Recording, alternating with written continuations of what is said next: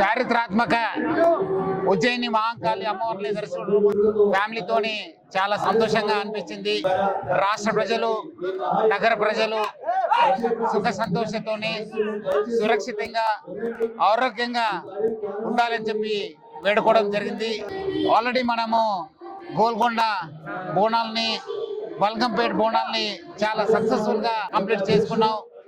ఈరోజు ఇక్కడ ఉజ్జయిని మహాంకాళి బోనాలు, తర్వాత లాల్ దర్వాజా బోనాలు, ఇక్కడ డీసీపీ సికింద్రాబాద్ రక్షిత నేతృత్వంలో దాదాపు 2500 మంది సిబ్బందితోని చాలా ఒక గట్టి బందోబస్తు ఏర్పాటు చేయడం జరుగుతుంది. అట్లానే మనము traffic, she teams, crime teams అందరు కూడా కోఆర్డినేషన్ చేసి, అట్లానే మన డిఫరెంట్ స్టేక్ హోల్డర్స్ అయిన జిహెచ్ఎంసీ, ఎండోమెంట్స్ వాళ్ళతో కూడా కోఆర్డినేట్ చేసి ప్రజలకి ఎటువంటి ఇబ్బంది లేకుండా బందోబస్తు చేయడం జరిగింది. మొదటిసారిగా ఏఐ టెక్నాలజీ వాడుకొని ఇక్కడ వచ్చే ఒక పిక్ పాకెట్స్ కావచ్చు, చైన్ స్నేచర్స్ కావచ్చు, అట్లానే ప్రజలకి ఎటువంటి ఇబ్బంది కాకుండా మన భక్తుల్ని ఎక్కడెక్కడ రష్ కావడం జరుగుతుంది, ఎక్కడెక్కడ ఇబ్బంది ఉంటుంది అనేది పైన కూడా చాలా నిరంతరంగా ఒక కంట్రోల్ రూమ్ ని ఏర్పాటు చేసి మనము పర్యవేక్షణ చేయడం జరుగుతుంది.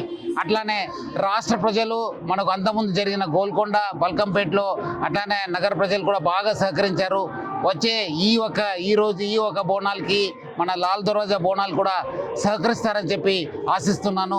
అందరు కూడా రాష్ట్ర ప్రజలకి, నగర ప్రజలకి ఇంకోటిసారి బోనాలు శుభాకాంక్షలు.